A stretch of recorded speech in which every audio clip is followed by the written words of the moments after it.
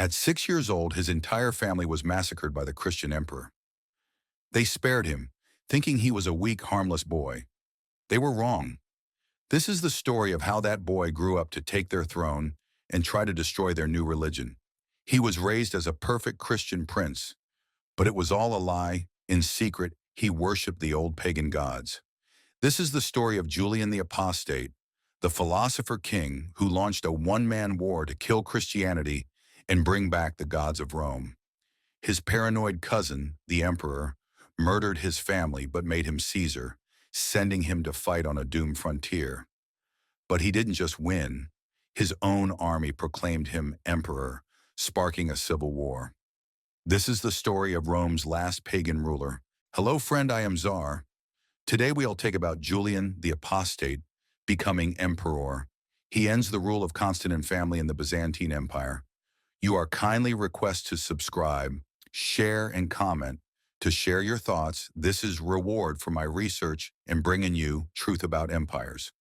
Julian's primary difficulty in getting the throne was that he was never intended to rule. He was a survivor of a family massacre who was only given power as a last resort, and he ultimately had to seize the throne through a military rebellion. His difficulties occurred in four main stages in his time. When Julian was just 6 years old, his cousin, the new emperor Constantius II, orchestrated a bloody purge of the imperial family to eliminate potential rivals. Julian's father, uncle, and older cousins were all murdered by the army. Julian and his half-brother Gallus were the only male relatives spared, likely due to their extreme youth. He began his life not as a prince, but as a traumatized survivor and a political prisoner. He lived a life of exile and surveillance. Julian was not raised at court. He was raised in isolation and under constant guard, shuffled between remote estates in Bithynia and Cappadocia. He was under constant suspicion from the paranoid Constantius II. His every move was watched, and his education was strictly controlled. This isolation gave him the freedom to secretly study pagan philosophy, which would later define his reign. He was a prisoner prince, never intended for power. In 351 AD, Constantius II appointed Julian's only remaining relative, his half-brother Gallus, as Caesar, junior emperor, in the east. Gallus ruled brutally and was suspected of treason. In 354 AD, Constantius had him arrested, interrogated, and executed. This proved to Julian that being Caesar was a death sentence. It was a test he was expected to fail. In 355 AD, with Gallus dead and no other heirs, Constantius II reluctantly summoned Julian and appointed him as the new Caesar, sending him to the war-torn province of Gaul, modern-day France. Julian was given a near-impossible task: defeat the Germanic tribes that were overrunning the frontier. Constantius likely hoped he would fail and be killed. Julian proved to be a brilliant and wildly popular general. In 360 AD, Constantius, now jealous and paranoid of Julian's success, ordered him to send his best troops to the east. Julian's army, loyal to him, refused to go. They mutinied, lifted Julian on a shield, and proclaimed him Augustus, senior emperor. This was an act of high treason and open rebellion. Julian's final and greatest difficulty was that he had just declared civil war against the legitimate, all-powerful emperor, Constantius II. He began marching his small army from Gaul to face his cousin's massive eastern legions. He only became the sole, undisputed emperor because Constantius II, on his way to the battlefield, suddenly fell ill and died in 361 AD, naming Julian as his successor on his deathbed. Julian ruled for a very short but incredibly energetic 20 months, 361 to 363 AD. His reign was a radical attempt to reverse the two biggest trends in the Roman Empire: the rise of Christianity and the growth of a bloated, centralized bureaucracy. He modeled himself as a philosopher king, similar to Marcus Aurelius, and his rule was defined by three main objectives. Julian is nicknamed the Apostate because he was the only emperor after Constantine to reject Christianity and try to bring back paganism. This was his life's passion. He didn't order a violent persecution, but he launched a systematic campaign to weaken the church. His first act was to grant religious freedom to all, including heretical Christian sects. This was a divide and conquer strategy, correctly believing that the Orthodox and Arian Christians would immediately start fighting each other, weakening the faith from within. In his most famous law, the School Edict of 362 AD, he banned Christians from teaching classical literature like Homer or Plato. His reasoning was a catch-22. Either Christians didn't believe in the pagan gods in the texts, making them liars, or they did, making them bad Christians. This was a direct attack on Christian intellectuals. He stripped the Christian clergy of their state funding, tax exemptions, and legal privileges that his uncle Constantine had granted them.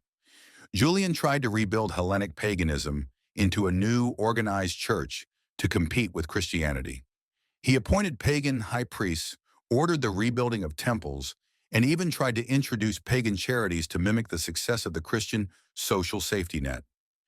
This effort largely failed, as most of the population was either indifferent or already Christian. Julian hated the massive, paranoid, and corrupt court his cousin Constantius II had run. He immediately began a sweeping reform to clean house. On his first day in power, he fired thousands of court officials, eunuchs, spies, agents in rebus, and barbers who had lived off the state's expense. He tried to reduce the crippling tax burden on the cities by cutting the imperial budget and streamlining the bureaucracy. He rejected the divine, isolated style of his predecessors. He wore a scruffy philosopher's beard, lived modestly, heard legal cases in person, and was actively involved in the Senate, presenting himself as a first citizen rather than a god-king. Julian was a soldier before he was an emperor. He wanted to cement his legacy by emulating his heroes like Alexander the Great with a decisive victory over Rome's greatest enemy. In 363 AD, he launched a massive, ambitious invasion of the Sasanian Persian Empire. Initial success, then disaster. He won several initial battles and marched his army all the way to the Persian capital, Ctesiphon. However, the campaign was poorly planned. He was lured deep into enemy territory, his supply fleet was destroyed, and the Persians scorched the earth, leaving his army to starve. During a chaotic retreat, Julian was struck by a spear during a skirmish. He died from the wound on June 26, 363 AD. His death ended his revolution. The moment he was dead, the army chose a Christian general, Jovian, as his successor, and all of Julian's anti-Christian reforms were immediately canceled, securing Christianity's future as the religion of the empire. Julian the Apostate's family life was short and marked by tragedy, and he left no heir, which was the primary reason his pagan revolution failed the moment he died. In 355 AD, Constantius II summoned Julian from his studies in Athens to become Caesar, junior emperor, and, in a move to secure his loyalty, forced Julian to marry his, Constantius's, sister, Helena, daughter of Constantine the Great. Their marriage was seemingly ill-fated. Helena became pregnant, but their son died shortly after birth. Julian himself, and other historians, strongly implied that this was not an accident. They suggested that Constantius II's wife, Empress Eusebia, sabotaged the pregnancy, possibly by bribing the midwife, to prevent Julian from producing a rival heir to the throne. Helena died in 360 AD, just before Julian launched his rebellion against Constantius II. He never remarried. Julian's failure to produce an heir was the fatal flaw in his grand project. His entire pagan restoration rested solely on his own survival. This proved disastrous. In 363 AD, during his massive invasion of the Persian Empire, Julian was wounded by a spear in a chaotic skirmish. He died hours later, only 20 months into his reign as sole emperor.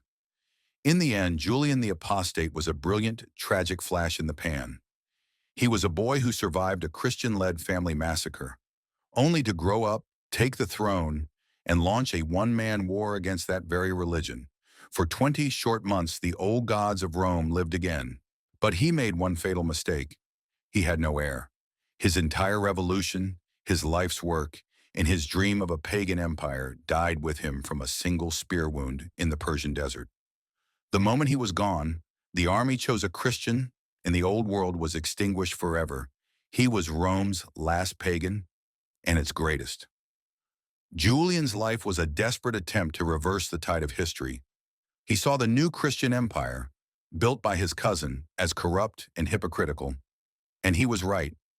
But his solution, turning paganism into an organized church, was something nobody, not even the pagans themselves, actually wanted. He failed because he couldn't see that the old world was already dead. He was a philosopher king born in the wrong century, a brilliant mind who spent his final breath fighting for a cause that had already been lost. So, who was Julian the Apostate? He was a survivor, a genius general, and a religious revolutionary. He was the only man to look at the total victory of Christianity and say no. He ruled for less than 2 years, and his pagan dream died with him on a foreign battlefield. But he will forever be remembered as the last Roman who truly worshipped the gods of Rome. Here is the end of divide and rule policy of Julian. If you like my content, kindly subscribe, share, and share your thoughts by commenting.